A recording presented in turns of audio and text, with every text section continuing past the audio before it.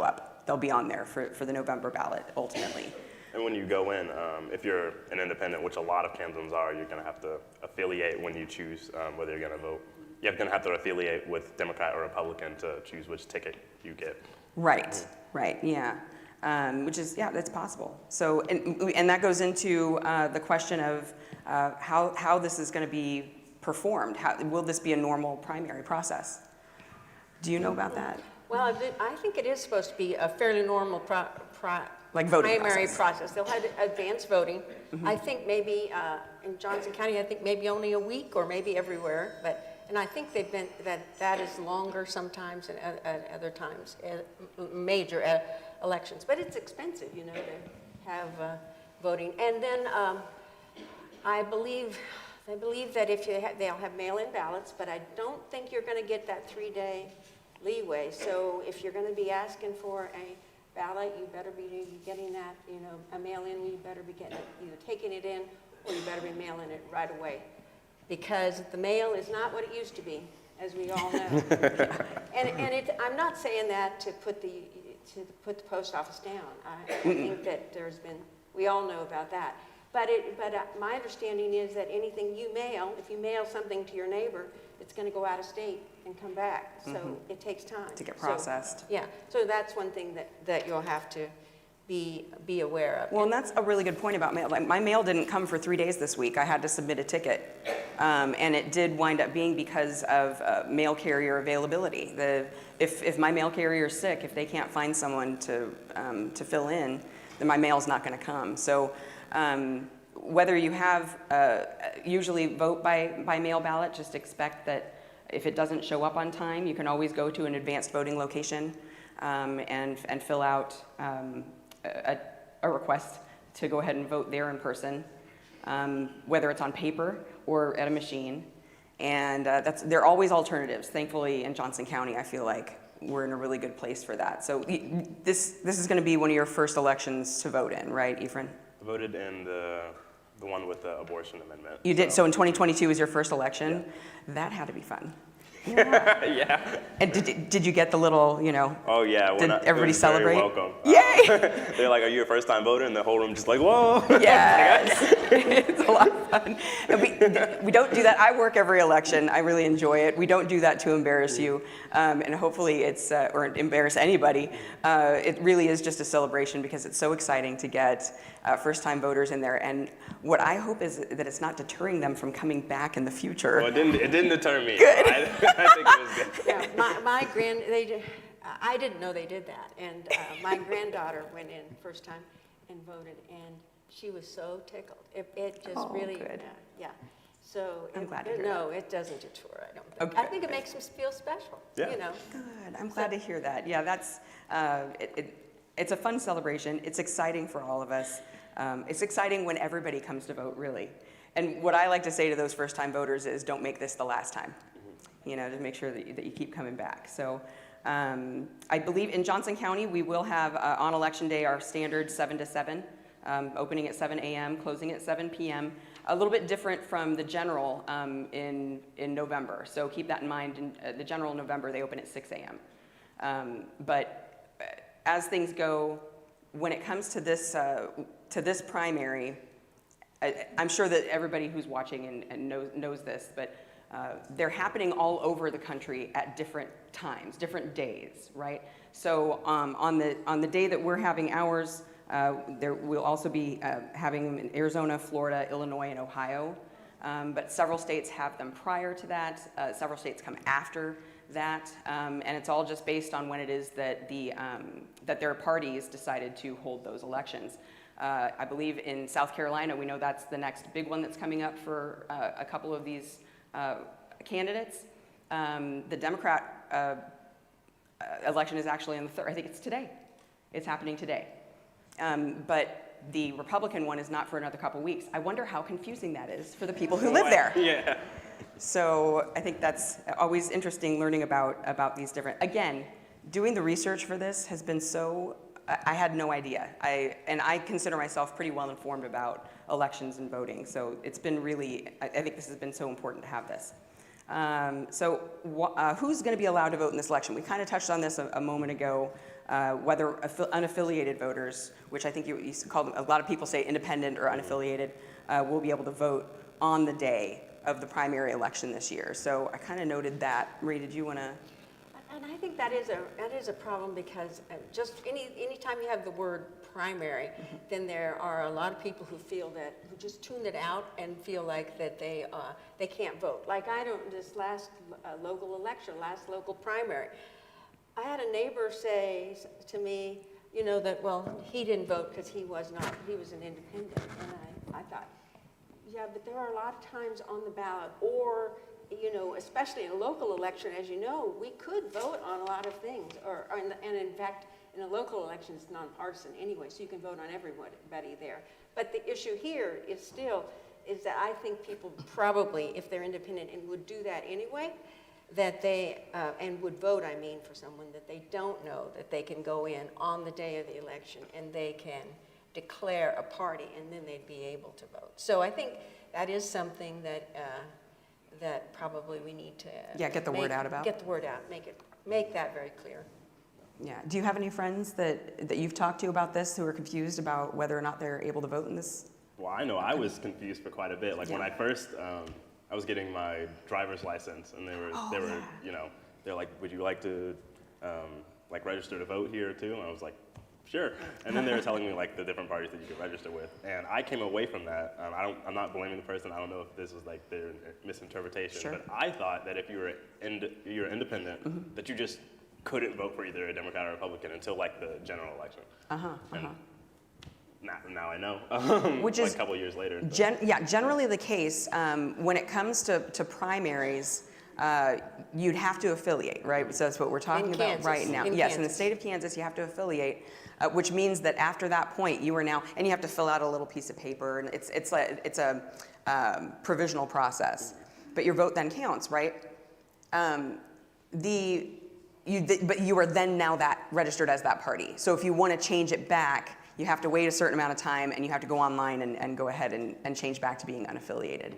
But yeah, these parties, very specific. You cannot vote for Republican or Democrat if you are unaffiliated. You have to be one of those members of that party. Mm-hmm. And I think that you have to also be registered in order to vote by the 20th. I think the deadline. February 20th. It's the February 20th, and that is also the deadline, I believe, to change your party, if you're eligible to change your party, if you wish to. Right. Yeah. So yeah, everybody can vote. I feel like libertarians cannot vote unless they change their affiliation by February 20th and they wanted to choose a party to vote for. We don't have a lot of parties in the state of Kansas outside of the main ones. I do believe that we just recently, the Secretary of State approved the No Labels Party, which I'm not sure if that won't be impacting this election. It'll be interesting to see if it'll impact the August and general in November. So, all right, getting to the nitty gritty. What is determined by this type of election? Does the election have a binding effect on the delegate vote at the party conventions, or can the parties choose not to support the winner of the presidential primary election and assign the state's delegates to a different candidate? This was an interesting little research project that I did. I thought that was an interesting question when I was reading it before, because I was like, I really hope it's not that they can just choose to go with whatever one they wanted, because I was like, what's the point of the election in the first place if you're just gonna, pick them after? Exactly. Yeah. Electoral college. Yeah, that too. It just blatantly reminds me of that. It really does, yeah. But did you ever end up finding? Because I know it wasn't just on the website, which I think it wasn't. Should be. Yeah. It was not. The Secretary of State's website was a little bit vague on this topic, but it basically just says that the election determines which candidate for each party receives. We have 39 delegates in the state of Kansas, and for each party, and those delegates are the ones who go to the party's conventions later in the year. Again, the one in July for Republicans and the one in August for Democrats. And the candidate needs a total of 1,200. This is what I found 215 delegates. On one site I found, another site said 1,235 delegates. I'm not sure. It was a Texas ABC channel that I'd found that on, so I'm not 100% sure on that difference. But it's not, 20 people isn't that big of a difference. I'm sure they'll figure it out. And as we all know, there's a Super Tuesday that's referenced coming up. It's March 5th. That'll be happening. What's going on? Oh, got some questions. Wonderful. When 16 states will hold their elections and 874 delegates will be decided on that day. That's why it's such a big day. Our election, of course, is held on March 19th, so things might be well decided by then. But there are a lot of reasons why it's important that we all still go and vote on those in these elections. So the additional part that I was looking into was your question there about that, Ephren, whether or not they could decide, okay, so the state, folks came out and voted, this is the candidate that won by, say, 51 or 52% of the vote. If it's not the person that the party wanted, can they just say, we're going to have our delegates vote for this other person? They cannot. So the Republican Party rules state specifically that they are bound to have their delegates support the winner, the majority winner in that election. And that's one of the reasons why they held it on the 19th as opposed to earlier in the year, or in the process, was so that there wouldn't be an allocation of different delegates going towards different candidates that won a certain percentage. Interestingly, the Democratic Party has a separate situation going on where they provide a proportional number of delegates to the winning candidate who reaches more than 15%. So if their main candidate at the top of the ticket, wins, say, 40%, and then they have a couple of other like I said, there are 4 candidates, or you had said there are 4 different candidates on each ticket.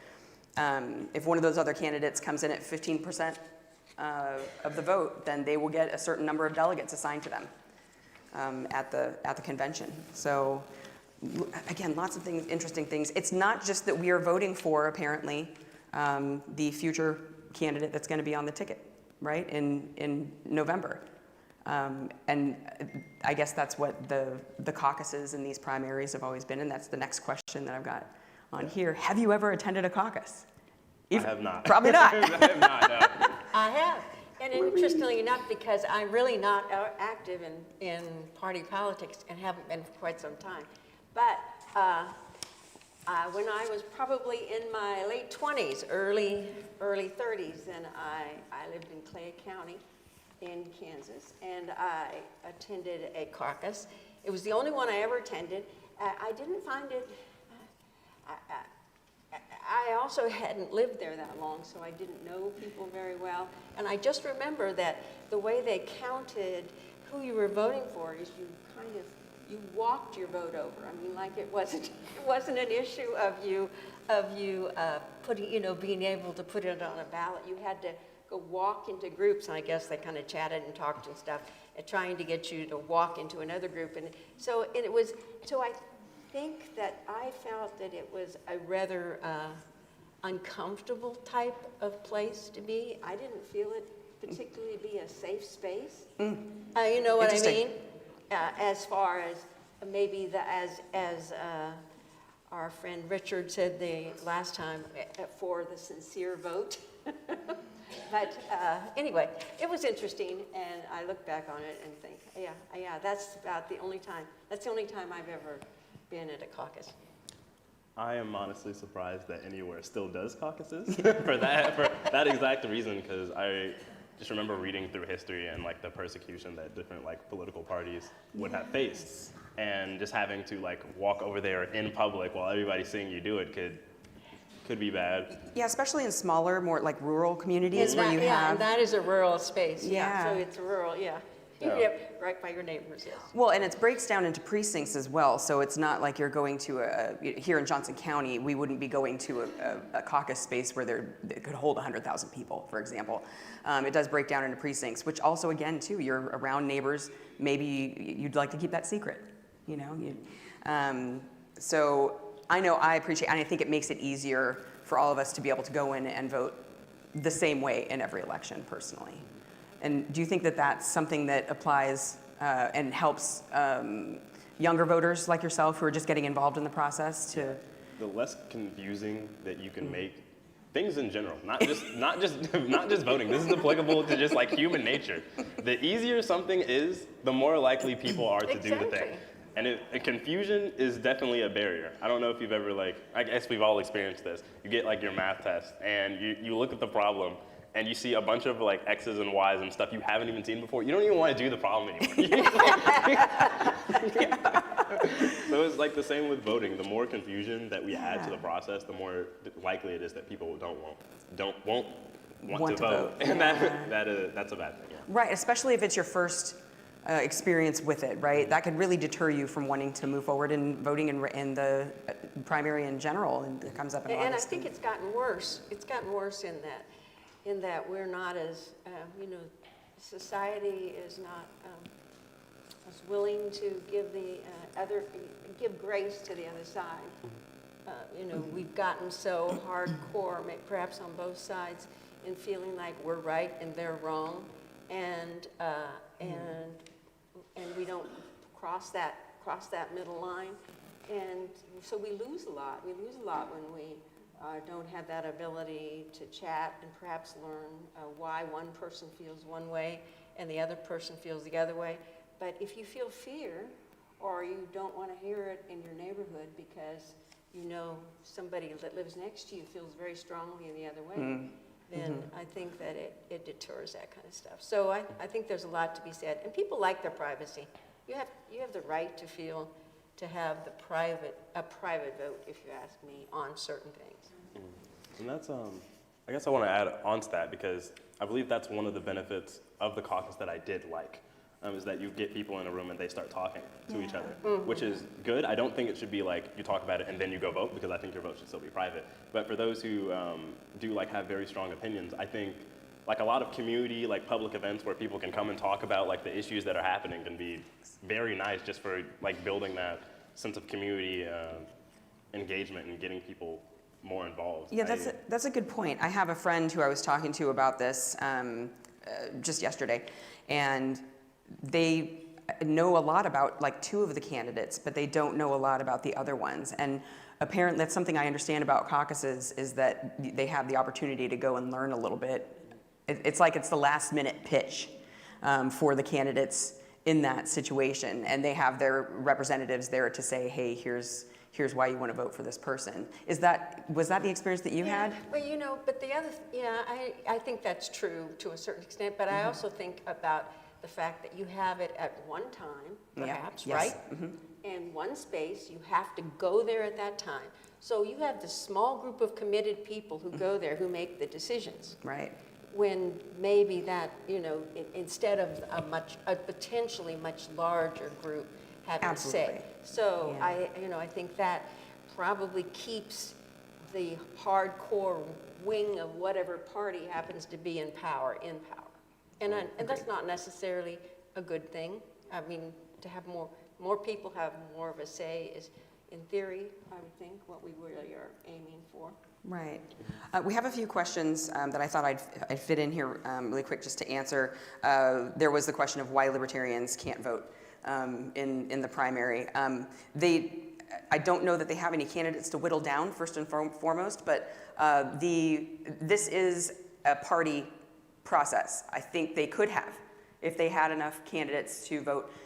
They had a certain amount of time to submit their request to the Secretary of State to say they were going to hold a primary, and they did not do so. So they must not have enough candidates to present for that. And so they're just saving the time and angst in that regard. So hopefully that answers that question there. Another one that I thought was really important is the primary totally funded by public money? And if not, what other funders are involved? You guys know the answers to that? My intuition is no, but I don't quite know. I believe there wasn't it 4 million or 5 million that, and whether that will totally fund it or not, I don't know, but I know that there was some money. It wasn't a totally unfunded process. And our default is a caucus in the state of Kansas, so this was something that the legislature decided to have. Back last year, they voted to have the presidential preference primary instead of a caucus, and in doing so, they relieved the parties from being responsible for the production of this outside of creating their rules and submitting the situation to the Secretary of State. but the state is funding it, and I know that we have at least one person in the audience who might be able to answer this question, but I think the election offices had asked for probably a little bit more money, because the $5 million might not be enough to cover their, but hopefully it will. Hopefully I don't anticipate this is going to, I don't think this is going to be a super high turnout election across the state, and so hopefully they're able to complete their task without needing to go overboard and using a lot of county money outside of what the state is giving them. The state, I think, can give a lot more. The state what could, budget surplus are we at now? Like, spend it on something. And I think a lot of complaints from like the county level is just that we need more staff to do it. If we could have a lot of money to be able to pay people to come do it, that would certainly help. Yeah. And why we moved away from caucuses, again, it's still the default, so we could go back to this in the future. Yeah, this is just, it's something that the legislature decided to do for this election specifically. So plan for it again in 2028. They very well could just go back to a caucus situation. It's the default again, so the parties have to probably lobby and ask for the ability to put it on themselves if they wanted to. I know in 2020, I remember the Democratic Party had a ranked choice voting election that they did by mail because they had a few candidates that they were choosing between. They held it in June, which was a little bit late in the process, and so it had their candidate had been decided by then. But the Republicans had their candidate. They did not have a primary at all in the state of Kansas. They didn't have a caucus. They decided not to have anything. So a few other questions have come up because of this. We've talked about this a little bit. How do we convince voters that it matters for them to vote in this election? Let's start with you, Marie, because I feel like you've got the experience on this, and as our voter information. Yeah, I think, it is interesting. I think that we need to be sure that every time there is an election, for whatever part of our government there is, that we have a responsibility to vote. And we have that responsibility whether we like the people or we love a candidate or not. If we, we have a pact. We have a pact between the people who vote, in my mind, and the people who we're voting for, the people that we put up there that we represent. And we need to tell them, how we feel, and we need to express that even if it isn't our particular brand that happens to be on the ballot at that time. It is so it's kind of like when you have it in your life, do you have lots of choices in your life that are not things that you like, that are not, where there's no best, you go for your best answer. And you have that responsibility, I think, as a citizen to do that. Do your best, even if your best is not really too terribly acceptable to. You need to step up and have your voice heard. Mm-hmm. It's important that people know that you're paying attention, and it is important for the people around you too. For the young people that for your grandkids and your kids and your neighbors. I mean, they can get discouraged too at certain parts of the time, and so you kind of have to carry that load together. You need to walk together to the polls. Well, and it's a good question. The point here was that assuming that it seems like the candidates have pretty much been decided. Have they, though? We've only had 2 states that have had their primaries thus far. So how can we say that, right? Overall, there's going to be not just the 50 states that are having it. We've got Guam, I think Guam has their, Puerto Rico has their. It's interesting that we have these different places that have their say in this process, and as long as we do it, I think that personally, I think we should have a rule where the primaries need to happen by March. I think everybody should have to do it by a certain time instead of having it spread out so much because of this confusion that winds up occurring, right? And this disillusionment. Is there a point to me even voting? Yes, there is absolutely a point, right? How do you feel about getting out there and voting, Ephren? I mean, if you think that the candidates are pretty well decided, is there a point? Yes. there's absolutely still a point. Even if you don't think like your vote is going to like flip the election, the chances of like your single vote doing that are very little in life, especially like very large elections. But it does do another thing. Politicians care about a variety of different things, some of them being money, but they all care about winning their election. And so when they tally up the votes at the end and they see that they won their election, they're gonna be looking at like, how much did they win by? And for community organizations, if you're active in your community, it can help to have like petitions, or maybe you like bring a bunch of people to the Capitol and maybe you show them that, hey, you didn't win by much. So these people right here could flip your election next time. So that, like, even if you didn't win this time, it makes it so you can end up impacting their decisions while they're currently in office, because they know that they have that threat of losing their election next time. So that's a great reason why it's important to vote. Fantastic point. Thank you. Yeah. And people also, you know, are your voting record, not who you vote for, but whether you vote, is public. And so the issue is that if you're a complainer, you want to have people know that you vote. You follow up. Not only do you complain, but you go to the polls, and you go to the polls every time they're open. That's a really good point, and it's something that I know that we kind of track in the voter information section of the League of Women Voters here in Johnson County. You guys keep an eye on that as well, don't you, Ephren, at Loud Light? Kind of how these people vote, if they're just a presidential election voter, or if they vote every year. That does show up. Parties keep track of that as well. Yes. They're looking like who voted. And not in a creepy way. Yeah, it's not in a creepy they have to, but because it's like for strategic reasons. So like they know that if you voted before, you're more likely to vote again. But also it makes them have to listen to you more. Like they're like, oh, this person isn't gonna vote anyway, so like why am I gonna listen to them? Especially for young people, like historically we've been disenfranchised, and so we haven't voted, and the politicians are just looking at, okay, who's voting? Not young people, so we're just gonna listen to everybody else. Right. And so we need more of our population to vote, because then it forces them to actually have to take into account our perspective. Yeah, so true. And that perspective is so important across the board, because they do feel like they're speaking to a specific part of our population, as opposed to everyone some of the time. So moving on from that one, does the spring primary disenfranchise any group, do you think? This was an interesting thought for me. Like when this election is happening, we've talked about how Johnson County is going to be performing it kind of similar to what we did last. We'll have a week long of our advanced voting period and then election day. But will there be enough time for people to get their ballots in various places? I would think that you'd have students. Well, worry that about comes to students. mind because I have a granddaughter who asked for her ballot last time and didn't get it in time because she needed a mail-in ballot.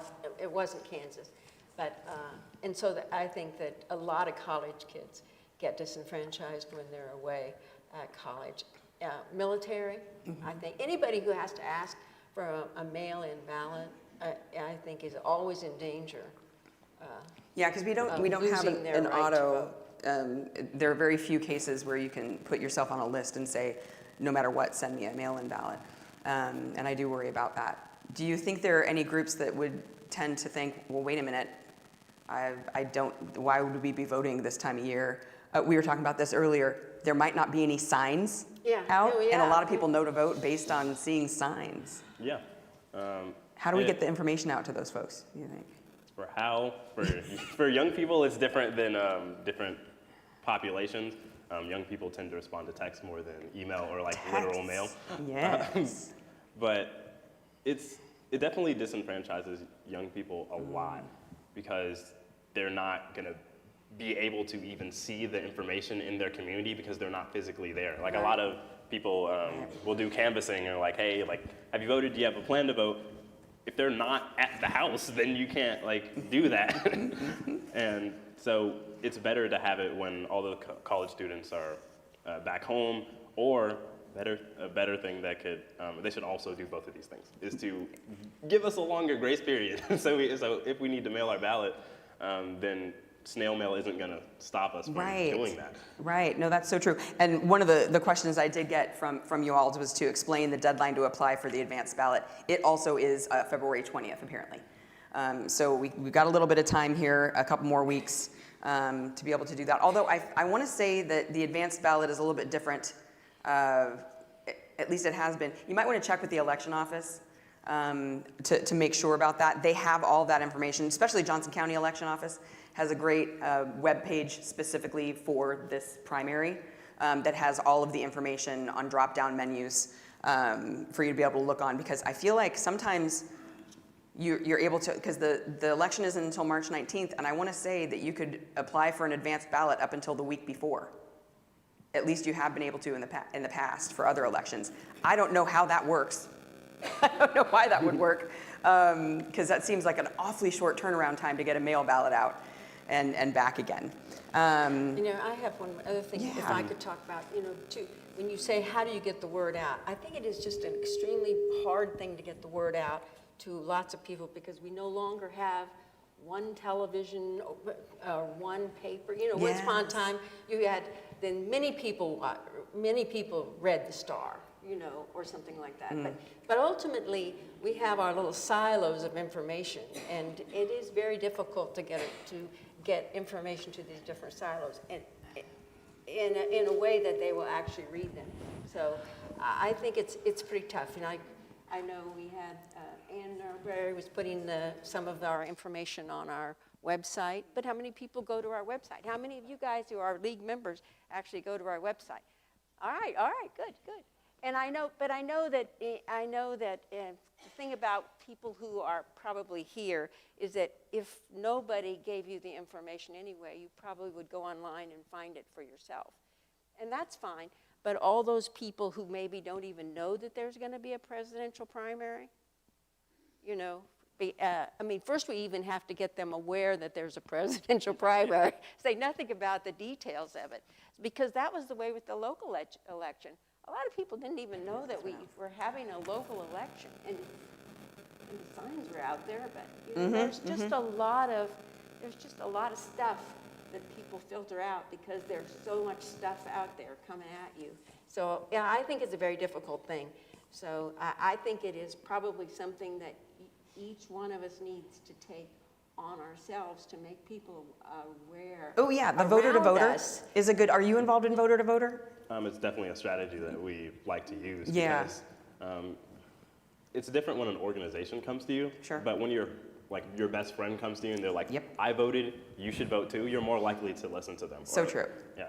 And so definitely tell your friends to vote. That is an underrated voter engagement tool, is getting family members. Word of mouth will definitely help a lot of people. Oh, I love that. Another thing that I don't think is talked about enough, it is currently our job to get out the vote, like all of us community organizations. And don't get me wrong, I do love my job, but it shouldn't be our job. The government should get people out to vote.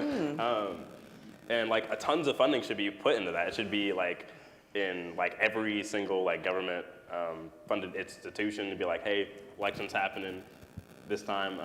Emails you should be getting from your government. Your ballot should automatically be sent to you. Your government should make sure that you know that there is an election, no matter who you are. Do you think that elections like this help inspire younger voters to be involved in the process? I've got some stats here about the caucus in Iowa and the one in New Hampshire that might be surprising to some folks that I'll share after you give me your perspective on whether or not this is the election that's going to get kids out the door. Let me pause and think about this for a second. For caucuses, I probably would say less so, but just 2024 in general is just such a large election, and we've seen in previous years, most recent years, that young people are getting more and more involved in the voter engagement process, right? And primaries as well, because a lot of progressive candidates are running. Younger people tend to be progressive, and historically we haven't seen ourselves represented. And in primaries, a lot of times that's where you see different types of candidates that you wouldn't see on the general election actually be there and get to share their voice. And so I think primaries definitely do inspire, in general, young people to get out more because there's just a larger variety of opinions than what we're used to seeing. Yeah, I could see how that would, and then to get that welcome from the election workers, the encouragement to come back again. I think I shared with you, I grew up in California. My first election was in 1992, and while I had gone to vote with my mother in person when I was little, it had become pretty much regular practice at that point in time to vote by mail in California. So there was no going in and getting, applause and hearing all that, and I could see how fun that would be. I've always been an engaged voter, even when I wasn't quite sure what I was voting for. And that's why it's a little different now than it was in the 90s or the 80s or the 70s. We have such easy access to information and a variety of information and the ability to look up whether that information we're seeing from one source is a good source, right? And that's what I would hope folks like yourself and what we do as members of the league that we do is to get out there and make sure that the information, that people know those sources of information are where they can go, right, to get that. So, okay. And just as a quick, I mentioned that note, in Iowa this year, 17 to 29-year-olds made up the smallest portion of caucus goers, about 9% of them. I find this interesting. In New Hampshire, where they were voting on a ballot, in a regular primary situation, they made up 6% of the voters, 18 to 29-year-olds. In both cases, 75% of the voters were over age 45. I don't know that surprises any of us, but I sure hope that we can improve those sorts of things in the future. I think something that you mentioned earlier about the cheering when we get a first-time voter, I think it speaks to something that's important is it kind of creates a fun culture of participating in democracy. Because it can be really intimidating to go vote, right? It can be intimidating, and a lot of times politics can be it can bring you down. Yeah. But it doesn't have to be that way. The way that we talk about politics, it doesn't have to be just about what we're trying to avoid. It can be about the things that we're trying to build, and which I think can be very inspiring. Yeah. And talking to people about what they want to see for their futures can be very good to people. And just having fun events too. I know a lot of Dance the Vote was an event that a nonpartisan event that happened. Yeah. And we had DJ, and there were a bunch of community members that came out. There was lots of food. I think that can be great as well. I love that idea, and we need to wrap up pretty soon here, but we talked about this a little bit in our preparation, whether people are disillusioned with politics at the national level now, and how we can bring people back down to realizing how important things are at the local level as well. Events like that, it seemed like it would be a good way for people to feel okay, national politics might be a little bit crazy, but if I get together with my friends and we have a good time with it, does that make sense? How can we help with that disillusionment? Yeah, I think America in general, I think we have started to see a rise in loneliness. You've seen that in the statistics. And just having community events where people get there and just forming a sense of togetherness would do a lot. Getting involved in your community in any way just makes people happier. And voting is going to be one of those things. You feel like you're having an impact on the world, no matter how small, that can do a lot for your well-being. Yeah. Yeah, and we're doing more meet and greets in which we just bring the candidates in. We invite all the candidates of that particular area, or if it happens, or group, and give them a table and give them a chance to talk to their constituents. But we've also talked about doing things, so that's a good thing in that you try to find a place and you try to get the company there, but somebody to come to talk to their candidates. But the issue is then, as we talked with Dance the Vote and the other kinds of things, is how do you get the crowd? So now we're trying to also think about, so can you have a community celebration in which you have the candidates for the meet and greet? So you have a way of, first of all, you have a moral obligation, it seems to me, to bring some constituents if you're going to bring candidates, because it's a hard thing being a candidate. You can't be just bringing them in and not have anybody to talk to. So it is a double-edged, double things up where you have some fun and have some time to to talk to the candidates. Also, having fun, I think, brings people in and takes the edge off. Some people are afraid to ask questions to the candidates. We noticed that in Olathe when we went there. We actually gave them some questions, but people were a little bit afraid to go up and talk to the candidate and ask him a question because they'd never done it before. Yeah, and just meet and greets are very, very important. Just like letting people know that you can just meet with a politician. Yeah. I know before I got like into politics and actually started talking to them, they're just guys. Like they're just normal guys. We're all like, people, like right? They're We're all just human people. beings. They have like their influences, but they're not gods. You can talk to them about things, and they have opinions, and you can make your voice heard. Yeah. They need you. They need you to talk to them. Right. They need your support. Right, and hopefully they find that engagement important in their lives. What would be one takeaway that you would want the crowd to get from today, from being here? What do you think, Ephren? I'm not going to say to vote because I think you're all going to do that.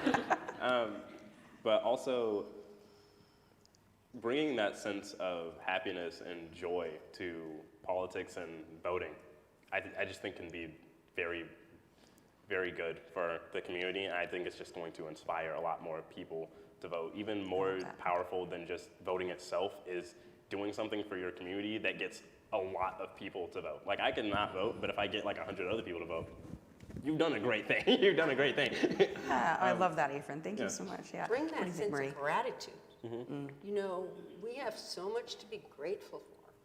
We complain a lot, and we tend to forget all the beauty that we have. And why do we have it? Because of a lot of people who put in the time and energy and thankless many times to run for office, and we need to get and do all those things, and actually not just but even our paid employees like of Johnson County or things like that. We were at the crime lab the other day, and it's just we have so much to be thankful for. So we need to get out and vote and support them. Thank you. Yeah, I think that the engagement that we do with the league, for example, is hugely important in that regard. Because if we stop this work, it can just bring everything down, right? So we just have to keep on working at it. You might get tired, as Banksy said, if you get tired, rest. But then the next day, get back to it. Yeah. So thank you. Do take care of yourself, guys. Yes. Okay. Yes. Do not burn out. Don't burn yourself out. Take time for yourself. Because if you burn out, then you can't be a part of the movement anymore. Like you'll be gone for months before you get back into the work, and you're less happy, and you could be a detriment. So take care of yourself. Yeah. First and foremost, before you take care of others. Oh, thank you. I really appreciate it. Thank you so much for being here with us. Ephren, I'm so grateful for you, and Marie for stepping in at the last moment for helping us out here. And I hope this has been helpful and informative for everyone.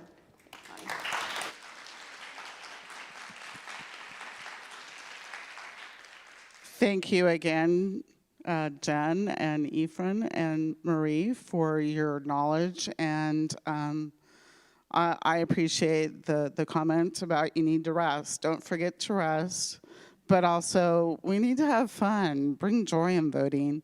The other thing that I heard that I think was really important, we need to make voting community, about being in a community. So thank you all for your contribution. So just hot off the presses, grab your brochure of the 2024 Legislative Priorities brochure from not the university, from the League of Women Voters of Kansas. Use this as a guide in your advocacy efforts with your state representatives and your state senators. So before we conclude, I'd like to make a couple of announcements. We have a really special thing that we want to share with you. We've received an award, a grant award, in the amount of $500 to help with youth engagement for 2024, and I think that's spectacular. And I'd like to invite Tom to come up and share just a few more details about what that grant was all about. Tom? Thank you.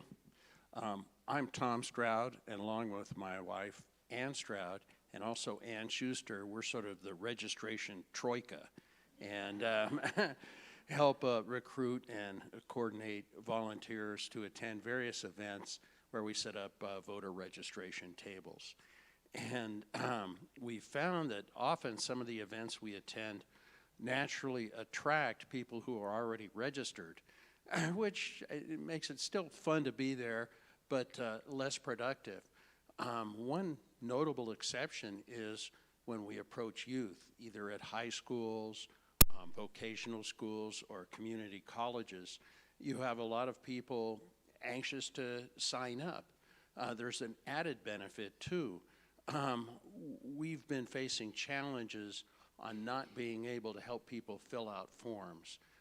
Connie will speak to that later. But we can show people barcodes, which takes them to websites where they can register. And guess what? The young people do a lot better job than folks at Lakeview up the road. So we were excited to receive an invitation to apply for a grant from the National League. And basically this $500 they're giving us can go towards printing material and having little packs of candy to hand out with the voter cards and so on. And we only have to follow what we've been doing already to qualify. We note where we're holding an event, how many people we speak to, and how many people we document have registered. So it works very well. I just want to thank too other members of the league. Although I filled out a few forms, it was really a group effort. Connie and Janet helped a lot with the pros. We had other people help with all the statistics we put together. So really, I felt like I did very little other than coordinate the work of everyone else. And so, hey, we have $500.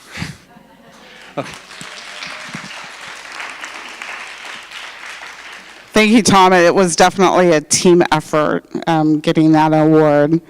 And we're going to sponsor a fundraising drive here to match that grant. So if we had 10 people here donating $24, get it? It's the year 2024. That will help fund 1 or 2 registration table fees at local community events. 3 people donating $24 will help fund 500 one-sided Go Vote cards.